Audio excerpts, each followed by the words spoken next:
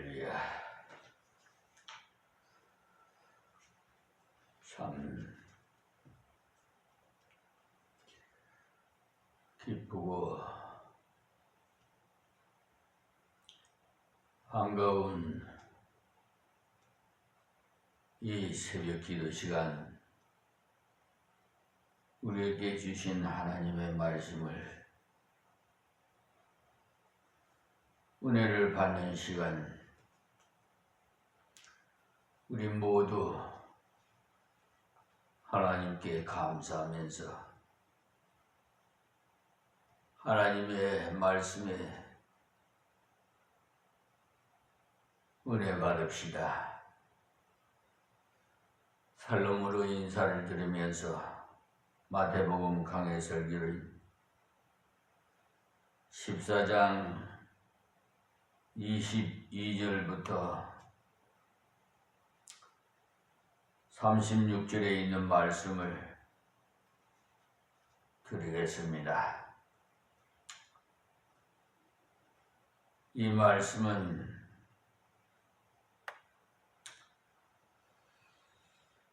이제 이렇게 큰 은혜와 사랑을 체험하고는 22절에 보면 예수께서 즉시 제자들을 제촉하사 자기가 무리를 보내는 동안에 배를 타고 앞서 건너편으로 가게 하시고 하신 말씀은 예수님께서 왜 이런 일을 하셨는가에 대해서 요한복음 6장을 참조해 보시면 우리가 잘 알 수가 있는데, 크게 보시면 예수님께서 보리떡 5개와 물고기 2마리로 5,000명을 먹이신 이 일을 하고 나니까 사람들 간에 예수님을 임금으로 추대하려는 그런 조짐이 일기 시작했던 것입니다. 그러니 소위 말하는 경제 문제를 완전히 해결할 수 있는 그런 분을 유대 나라의 임금으로 만들면은 경제적인 문제는 해결되지 않을까, 막 그런 유대인들의 생각이었던 것 같습니다. 그때 당시는 경제 문제가 아주 심각했기 때문에 얼마나 경제 형편이 어려웠는지는 다음 15절에 보시면은 예수님께서 여자와 아이와의 4,000명의 무리를 먹이신 기록에 또 나오는데, 거기 예수님께서 제자들을 불러 가라사대 내가 무리를 불쌍히 여기노라. 저희가 나와 함께 있는지 이미 사흘이매 먹을 것이 없도다. 길에서 기진할까 하여 굶겨 보내지 못하겠노라는 이런 기록이 있는 것을 보시면 그만큼 경제 사정이 어려운 때인 것을 잘 나타내 주고 있습니다. 그리고 예수님께서 십자가에 못 박혀 운명하시자 사람들이 예수님의 옷 조각을 제비를 뽑아서 전부 나누어 가진 것을 보시면 사형수가 입은 옷도 마다하지 않을 만큼 경제가 아주 어려웠다는 것을 알 수가 있어요. 그래서 예수님께서 보리떡 5개와 물고기 2마리로 5,000명을 먹이고 나니까 예수님을 임금으로 앉히기 위한 운동이 일어난 것입니다. 그러니까 이것은 결국 떡이 그들에게 있어서 임금이 되는 것이라, 돈이나 황금이 곧 임금인 겁니다. 지금도 예수님을 꼭 이와 같이 생각하는 사람이 많은데 예수님을 마치 부자 빵방이로 생각해가지고 기도만 하면은 막 주시는 그런 분으로 알아서, 만약에 안 주시면은 줄 때까지 매달리면 주신다는 그런 말을 하는데, 이때 당시에 이 사람들도 꼭 그런 사상을 가지고 있었던 것입니다. 그런데 여기에 이 사람들을 보면 사실 떡만을 추구한 그런 사람은 아니고, 그래도 예수님께서 뭔가 차리려고 왔던 사람이면은 틀림없으나, 그러나 이들의 관심이 물질적인 떡에 더 기울어져 있었다는 것을 알 수 있어요. 그래서 예수님께서 자신을 이스라엘의 임금을 삼고자 하는 그런 열광하는 군중들을 피해서 홀로 산으로 올라가신 뒤에 계속 주님을 만나려고 찾아오는 무리와 다시 만났을 때, 예수님께서 이들이 자기를 찾는 이유가 육의 욕심 때문임을 바로 간파하시고는 말씀하시기를, 썩는 양식을 위하여 일하지 말고 영생하도록 있는 양식을 위하여 하라고 요한복음 6장 27절에 교훈해 주실 때, 그들이 묻기를 우리가 어떻게 해야 하나님의 일을 하오리까라고. 그러니까 예수님께서 영생하도록 있는 양식을 위해 일하는 것이 바로 하나님의 일이라고 교훈하셨는데, 그러면 하나님의 일을 어떻게 하면 되느냐고 물었다는 것입니다. 그럴 때 예수님께서 대답하시기를, 하나님이 보내신 자를 믿는 것이 하나님의 일이니라 그러고 요한복음 6장 29절에 말씀하셨어요. 그러니까 예수님을 믿는 것이 하나님의 일이라고 말씀해 주신 거죠. 어떻게 들으면 아주 좀 괴짜 같은 이야기로 들리는 것이, 우리가 하나님의 일이라고 하면은 전도하면 무엇을 하는 일이라고 하면 좀 어울리겠는데, 예수님께서 자기를 믿는 것이 바로 하나님의 일이라는 것을 가르쳐 주었어요. 우리가 그리스도를 믿음으로 행하는 그것이 하나님의 일이라는 말입니다. 내가 이만큼 열심히 했으니까 하나님이여 봐주십시오라는, 그것은 하나님의 일이 아니고 자기의 일이에요. 그래서 이때도 예수님께서 무슨 교훈을 하시다가 그 말씀을 하셨는고 하면, 예수님께서 보리떡 5개 물고기 2마리로 5,000명을 먹이시는 그 일을 하시고는 다시 혼자 산으로 떠나가셨어요.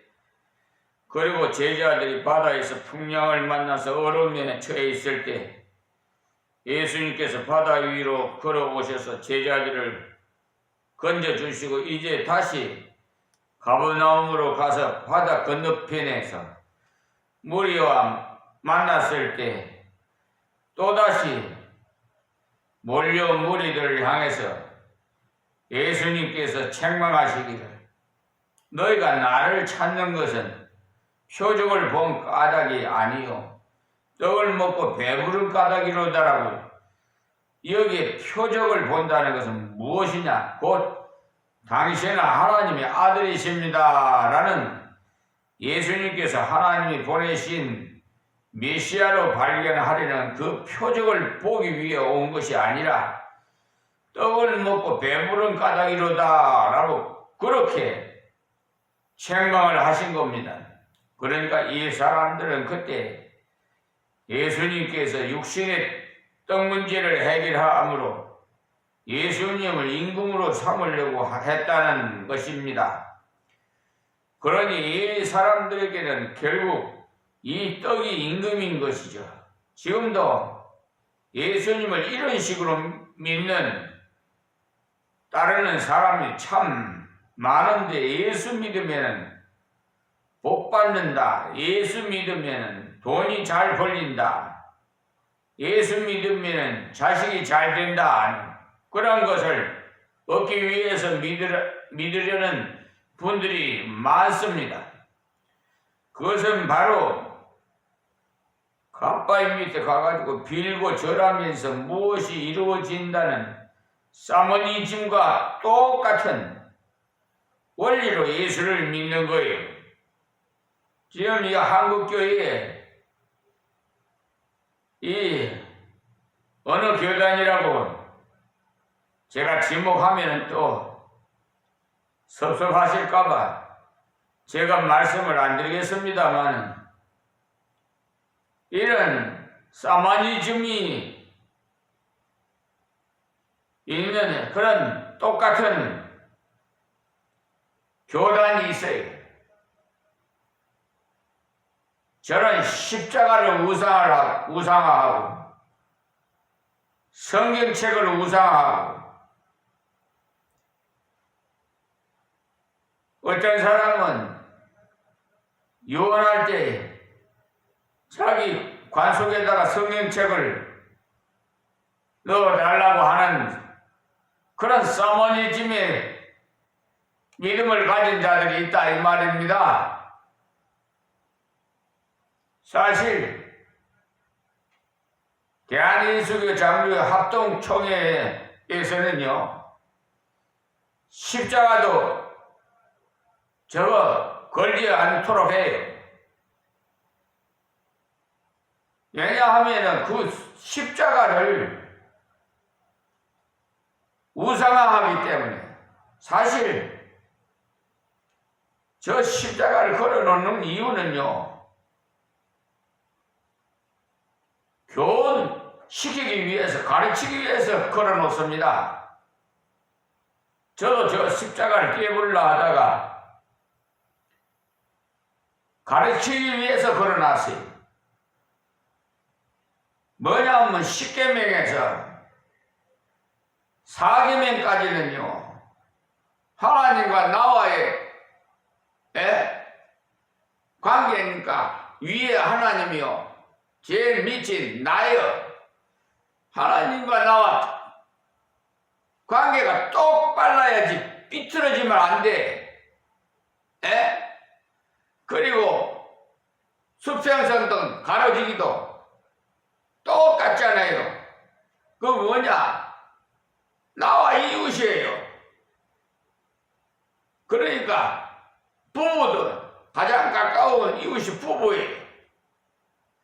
남편과 아내가 인격이 평등해요. 우리나라는 남존여비 사상이 되어서 전에는 여자는 완전히 소유품으로 생각을 했어요. 이스라엘도 그러잖아요. 유대인들도 그리고 인구를 조사할 때 남자하고 20대 이하의 어린애는 숫자에도 들어가지도 않아요. 그렇게 가치 없게 생각을 한다 이거예요. 그러니까 어린애도 한 영혼이고, 나이가 노년이라도 많아도 한 영혼이고, 부자도 한 영혼이고, 가난한 거지도 한 영혼이에요. 빈부격차가 없어요, 주 안에서는. 또 직업에도 귀천이 없어요. 또 학벌에도 차별이 없어요. 그러니까 이 수평선 가로지기는 나와 이웃과의 관계가 인격이 평등하다는 거야. 이걸 가르치려고 내가 걸어놓은 거예요. 또 한편으로는 예수님께서 로마 그 시대 때는 가장 악한 죄를 지은 극한 처형을 할 때 십자가에다가 못 박혀서 처형을 했어요. 이것을 가르치기 위해서, 그래서 이 십자가는 우상이 되면 안 된다, 이 말씀을 드리는 겁니다. 성경책도 하나님의 말씀을, 하나님이지 성경책이 하나님이 아니에요. 착각들 좀 하지 마세요. 자, 그래서 사마니즘이 있는 우리나라에 그 유대 사상이 있어가지고 우상화가 이렇게 신앙생활을 하면서도 우상화를 믿고 있는 이런 자들이 있어요. 참 안타까워요. 그랬을 때 예수님께서 거기에 제자들이 감염되지 않게 하기 위해서 즉시 제자들을 제쳐가사 자기가 무리를 보내는 동안에 배를 타고 앞서 건너편으로 가게 하시고 그랬어요. 이때 예수님이 임금이 될 경우에 예수님의 측근인 제자들이 가장 흥분되기 쉬운 게, 예수님이 임금이 되면 우리는 장관이 될 것이니 그거 참 좋겠다, 이렇게 되는 것입니다. 그러면 제자들은 그 나라를 위해서 보다는 이 땅 위에 나라를 건설하려는 그런 사상으로 꽉 차게 됐다는 말이에요. 그래서 예수님께서 제자들을 강제로 건너가게 했던 것입니다. 여기에 재촉하사라는 말씀, 그 말씀이 바로 이 말씀이에요. 그때 분위기가 예수님을 임금으로 만들려는 열기로서 고조되어 있었기 때문에 거기에 제자들이 감염되지 않도록 하기 위해서 먼저 제자들을 재촉하여 배를 태워 보냈던 겁니다. 그 다음에 예수님을 임금만 만들겠다고 선동하는 무리들을 보고는 안 된다, 다 돌아가라, 전부 다 해산시켜 돌려보냈다는 말이에요. 앞에서 예수님께서 무리들에게 떡을 나눠주고 그리고 먹고 남은 부스러기를 거둘 때는 제자들을 시켜서 하심으로 참을 좋았었는데, 이제 그들을 헤쳐 보낼 때에는 예수님 단독으로 행하셨던 겁니다. 그러니까 예수님께서 무리를 다 흩어 보내시고 난 다음에 제자들은 예수님의 말씀을 듣고 이제 배를 타고 저만치 가고 있었다는 말이죠. 그리고 제자들을 태운 배가 수리나 떠나서 그랬어요. 수리나 떠나서 가고 난 후에 곧 육지로부터 상당히 떨어졌을 때 23절에 보시면 예수님께서 홀로 기도하시고자 산에 올라가셨다고 기록하고 있습니다. 조금 전에 제가 말씀드렸습니다마는 사마니즘이 그런 물이 들면 안 돼요. 싹 깨끗이 하나님의 말씀으로 씻어버려야 돼요. 그리고 부모님들이 이렇게 사용했던 성경책이랄까 유품은, 특별히 성경책을 유품을 후손들이 길이 이렇게 부모님의 믿음을 유산 받으시기를 바랍니다. 그것을 성경책을 보고 우리 부모님이, 우리 아버님이, 우리 어머님이 이렇게 이 성경책을 가지고 신앙생활을 했다, 이것을 유품으로 사용하시란 말입니다. 그래서 또 내 대에 다 보고 가면 후손들에게도 또 넘겨주고 믿음을 유산으로 주십시오. 물질을 유산으로 주면은 그걸 바르게 사용하면 참 좋은데 대부분 보면은 물질을 유산으로 주면은 탕자가 돼, 탕자 같은.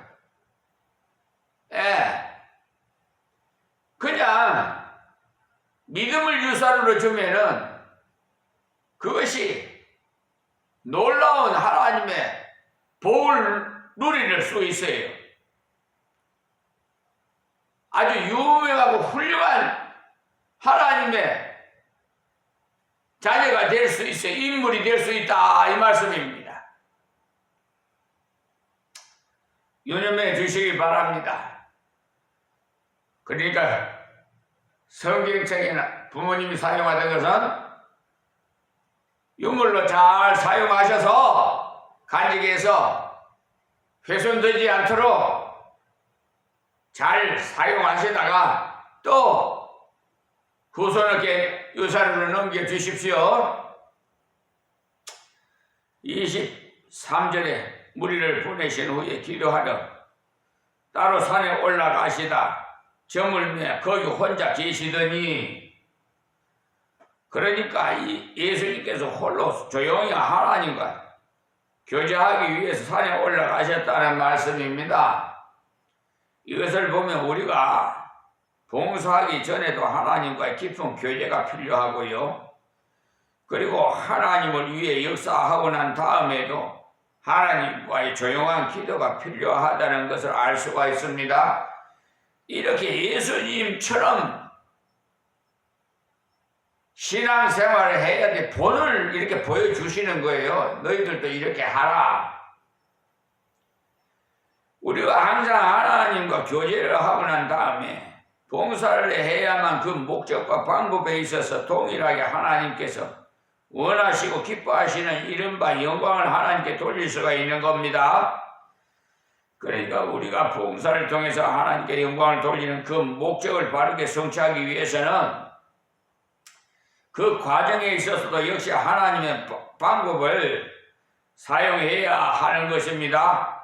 그런데 여사의 교회 일각에서는 가만히 보면은 목적은 좋은데 그 방법이 아주 괴상한 방법으로 흘러가는 것을 보게 되는데, 뭐냐 하니까 산업사회를 살아가는 현대인들은요, 여러 가지 스트레스를 많은 자극을 받고 있으니까 이들의 스트레스를 교회가 좀 해소시켜 줄 필요가 있다고 하면서 마구 두들기고 열광하는 그런 일종의 그런 감정적인 흥분 상태를 연출하는 것을 보게 돼요.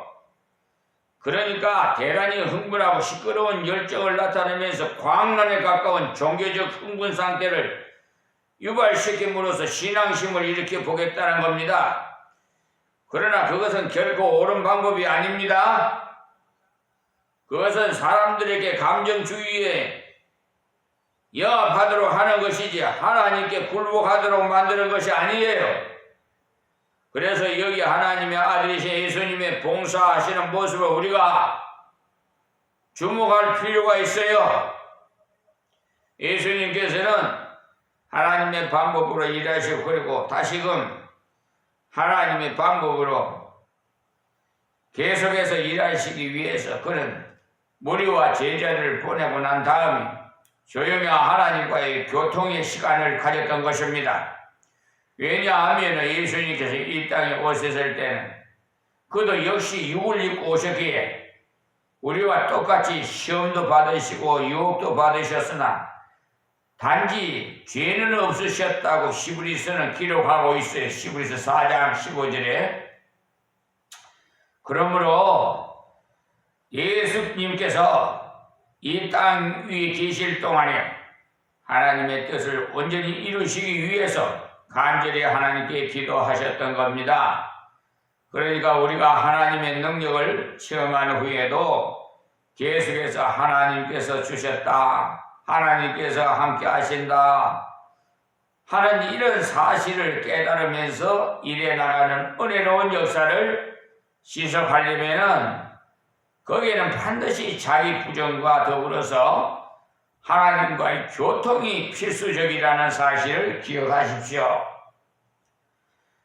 여기에 예수님께서 자기의 제자들의 그 군중들의 인기에 영합하는 그런 자리에서 재촉해서 배를 타고 건너가게 하신 그것이 바로 자기 부정을 가르치신 것이라는 말씀입니다.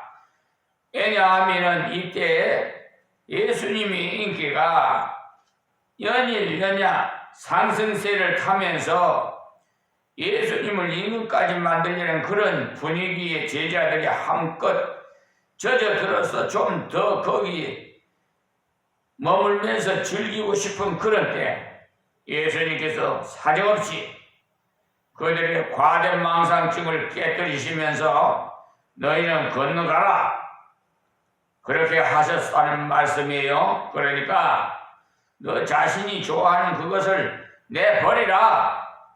즉 자기 만족까지라도 포기해버리라는 말씀이에요. 사람은 누구나 자신이 사람들에게 인기가 있다는 것을 좋아하지 않는 사람 한 사람도 없어요.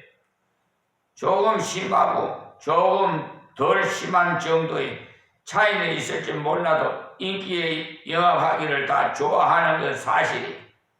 그래서 어떤 사람은 사람들이 인기를 독점하는 매력적인 인기 스타가 되어보려고 끊임없이 노력하는 사람도 있는 것입니다. 그리고 돈도 역시 싫어하는 사람은 한 사람도 없습니다.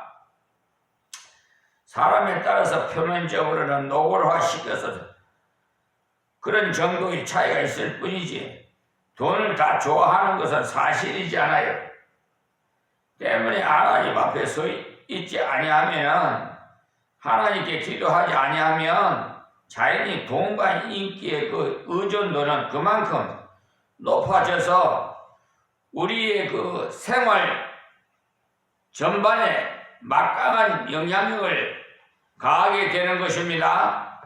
그러나 하나님께서 같이 하시면 그런 자극들을 극소화할 수가 있고 그것이 그러니까 현저하게 적게 보이는 거예요. 그래서 돈이 적게 보이고 인기가 적게 보이고 세상이 적게 보이는 겁니다.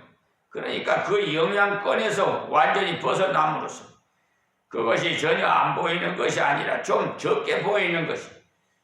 그러나 하나님을 바라보지 아니하고 하나님 말씀을 바라보지 아니하면 세상은 확대되어 크게 보이고 반대로 하나님 말씀은 축소돼서 조그마하게 보임으로써 자연히 다음과 같은 동류의 말이 흘러나오게 되는 것입니다. 즉 교회가 그래도 돈이 있어서 건물이라도 크게 지어 놓아야 되지. 그렇지 않으면 아무리 해도 소용없더라. 아무리 말씀이 있고 능력이 있다고 해도 인기 있는 프로그램을 만들어서 사람들이 북적북적 모이도록 해야 일이 되지. 말씀만 가지고는 안 되더라고 하는 소리를 하는 사람들이 많아요. 그래서 교육자들은 흔히 이런 방면에 시험에 들어서 하는 소리가 통을 빨리 짜야 된다고 말합니다. 그것은 뭐냐? 바로 사람을 바라보니까 세상이 자꾸 크게 보이고 하나님은 안 보이는 거지. 그러나 하나님께 자꾸 가까이 하면은 세상은 적게 보이고 돈이 아주 적게 보여요. 왜냐하면 하나님께서 하시고자 한다면 얼마든지 영육간의 문제를 해결할 수가 있다는 믿음이 있기 때문입니다. 그래서 여기 예수님께서 제자들에게 건너가게 하시고 그리고 자신은 기도하러 산에 올라가신 그것이 전부 자기 부정인 것입니다. 이때 예수님께서 제자들과 무리를 다 돌려보내신 후에 산에 올라가 사람들에게 노출되지 않은 한적한 곳에서 기도하신 그 자체가 바로 사람들은 결코 의식하지 않는 것을 의미해 주시는 것입니다. 그래서 우리의 기도도 가능하면은 사람을 의식하지 않는 은밀한 기도를 많이 할 필요가 있습니다. 그리고 공적인 대표 기도는 미리 준비를 많이 하셔서 되도록이면 간략하게 하는 것이 제한된 시간을 효율적으로 사용하는 데 대단히 좋습니다. 그냥 대표 기도하려고 막 시간을 많이 그냥 사용하면 설교 시간이 적을 수밖에 없어요. 설교가 하나님 말씀이 제일 중요하지. 그렇잖아요. 그러니까 개인적으로는 은밀하게 깊이 기도하는 그런 습관을 가져야 합니다. 오늘은 여기서 말씀을 맺겠습니다. 하나님 감사합니다.